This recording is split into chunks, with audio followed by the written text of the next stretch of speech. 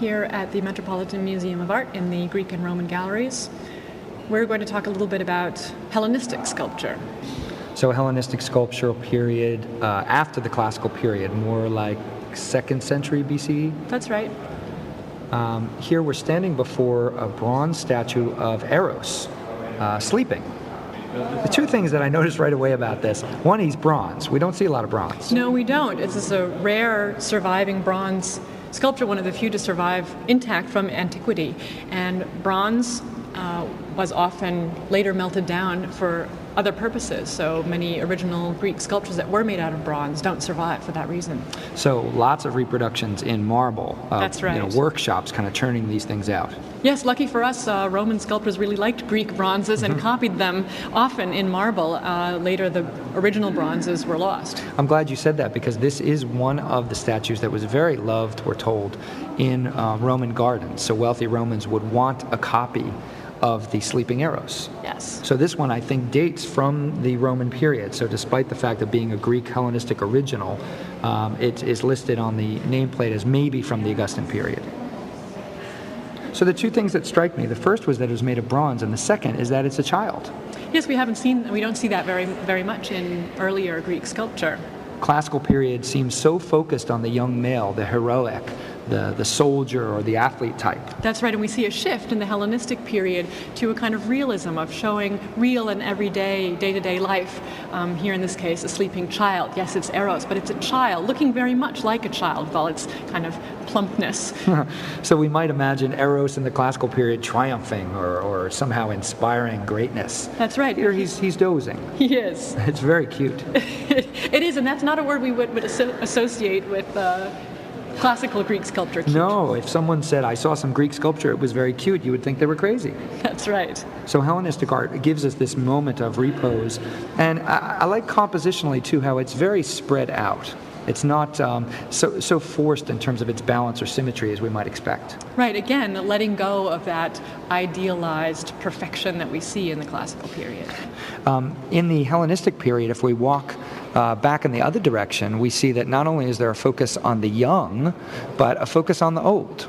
That's right. Again, this interest in the Hellenistic period of showing things the way they appear in real life, not always the perfect, not always the ideal.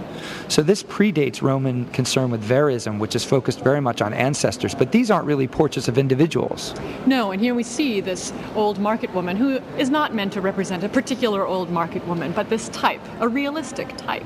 Now, as cute as the sleeping Eros is, she's maybe past her beautiful years is a polite way to say it? Yes, she's stooped over. We see her mouth open, her toothless mouth open, her the drapery falling sort of slackly over her body. She looks tired. She's tired as she's carrying the goods to the market to sell, to make her living. So like the sleeping Eros, not very heroic. That's right. Well, I mean, heroic, I guess, in a sense that we would say, here's a woman doing the chores, here's a woman doing what ennobles her in daily life, but not heroic in a classical sense. Right, and not in an ideal sense. So part of a broader trend in the Hellenistic period to expand what it means to be human, old and young. That's right, yes, and showing all of that, showing even athletes, showing them stooped over and injured, old women, young children, the broad spectrum of humanity is of interest to Hellenistic sculptors. Now, another trend in Hellenistic art, we saw the sleeping Eros with the reclining figure with the arm and the leg draped off. Here, she's up on a podium, but she seems like she's coming at us. She does. There's a lot of movement. In the late classical and Hellenistic styles, the forms really break out of the envelope of space that has kind of enclosed them previously. So we get figures reaching out or legs hanging off or movement in space that we don't see in that kind of composed and idealized classical style. It suggests to me a matter of time as well, that the timelessness of the classical art here extends into the moment. So the idea that this is the posture that she has to be resolved, right? It's a continuation of a walking that isn't at rest. That's right. So she's actually got a little bit of a diagonal to her as she moves into our space, not a posture she could endure for a long period of time. Right. Whereas the classical figures look very much poised and very restrained, very at rest. definitely. So in the Hellenistic period here, expansion of what it means to be human with the old and the young, two statues which might challenge our ideas about Greco-Roman art are certainly jewels that nestle into this Greco-Roman courtyard. Yes.